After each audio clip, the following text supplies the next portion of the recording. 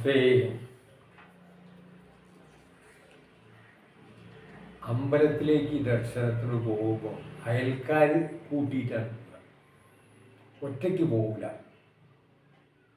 അപ്പുറത്തെ വീട്ടിലെ മാലടത്തേക്ക് കൂടെ വിളിക്കുക, അല്ലേ യശോദടത്തിയെ വിളിക്കുക, കല്യാണിടത്തിയെ വിളിക്കുക, ഇങ്ങനെയൊക്കെ വിളിച്ചിട്ടാണ് പോവുക. ഇവിടെ സരോജിനിയടുത്ത് പോവുക അമ്പലത്തിലേക്ക്. സരോജിനിയടുത്ത് പോകുമ്പോൾ മാളുകടത്തിലേക്ക് കൂടെ വിളിച്ചു. രണ്ടാളും അമ്പലത്തിലേക്കാണ്ട് കയറി, പടി അങ്ങോട്ട് കയറി തുടങ്ങി. വർത്തമാനം തുടങ്ങി. എന്താ പൊരുത്ര പറയുന്നത്? മരുമകളുടെ കുറ്റങ്ങൾ ഇങ്ങനെ വിളമ്പാൻ തുടങ്ങി. പ്രദക്ഷിണം വയ്ക്കുമ്പോൾ ഒക്കെ പറയുന്നത് തന്നെയാണ്. അവൾ അങ്ങനെയാണ്, ഇവളെങ്ങനെയാണ്. ആദ്യമൊക്കെ ഞാൻ മകൻ കല്യാണം കഴിക്കുന്നതിന് മുമ്പ് ഒരു 6 മണിക്ക് എഴുന്നേറ്റാൽ മതിയായിരുന്നു, അവൻ എന്തെങ്കിലും ദോശ ഉണ്ടാക്കി കഴിച്ച് അവനെ കൊണ്ട് പൊയ്ക്കൊള്ളുമായിരുന്നു എന്നൊക്കെ പറഞ്ഞ് നടക്കലെത്തുമ്പോൾ കൃഷ്ണ ഒരു വിളിയ. നടക്കലെത്തിയല്ലോ, ഒരു കൃഷ്ണൻ എന്ന് വിളിക്കും. എന്നിട്ട് വീണ്ടും തുടങ്ങും. ആദ്യമൊക്കെ 6 മണിക്ക് എഴുന്നേറ്റ് മകന് ദോശ ഉണ്ടാക്കി കൊടുത്ത്. ഇപ്പം അതല്ല, ഇവള് വന്ന ശേഷം അരച്ച് ചുട്ട പത്തിരി വേണം. അത് അവളിട്ട് ചുടൂല, ഞാൻ തന്നെ ചുട്ടും കൊടുക്കണം. നിനക്കറിയാലോ നാള് എൻ്റെ കാര്യമൊക്കെ. കാലിന് നീരാണ്, കൈക്ക് വേദനയാണ്, മുട്ടുവേദനയാണ്, ഇതെല്ലാം ഉണ്ട്. എന്നാലും നിവൃത്തില്ലാതെ ഇട്ട് കൊടുക്കരുത്. ഈ ചെക്കനാണല്ലോ ഒരക്ഷരമായിട്ട് മിണ്ടുമില്ല. കൃഷ്ണ 2 പ്രദക്ഷിണായി. ഇങ്ങനെ പ്രദക്ഷിണം വെച്ച് വരുമ്പോൾ ഒക്കെ പരദൂഷണങ്ങൾ പറഞ്ഞ് വരും. എന്നിട്ടും നടക്കലെത്തിയ ഒരു വിളിയ കൃഷ്ണ.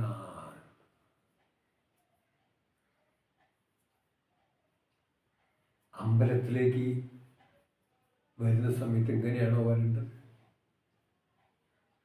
അതുകൊണ്ടല്ലേ അമ്പലത്തിൻ്റെ ആളുകൾ, അധികാരികൾ എഴുതി വെക്കേണ്ടി വന്നില്ലേ?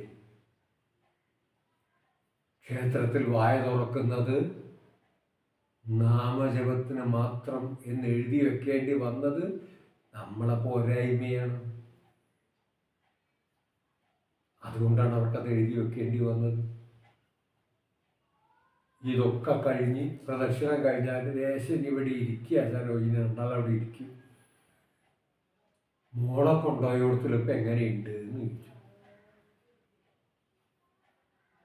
അതാണ് ഒരു സമാധാനമുള്ളത്. ഒരു പണി മോളെടുക്കണ്ട, എല്ലാവരും എടുത്തോളും. അപ്പം അവരുടെ മകള് അവിടെ ചെയ്യുന്നതൊന്നും തെറ്റല്ല. ഇവിടെ കൊണ്ടുവന്ന മരുമകള് എന്ത് ചെയ്താൽ അത് തെറ്റാ? ഇതാണ് നമ്മുടെ സംസ്കാരം. അലക്കുന്നത് മകൻ, തേക്കുന്നത് മകൻ, പാചകം ചെയ്യുന്നത് മകൻ, മുറ്റമടിക്കുന്നതും തൂക്കുന്നതും മകൻ. ഇതൊക്കെ മകൻ ചെയ്യും.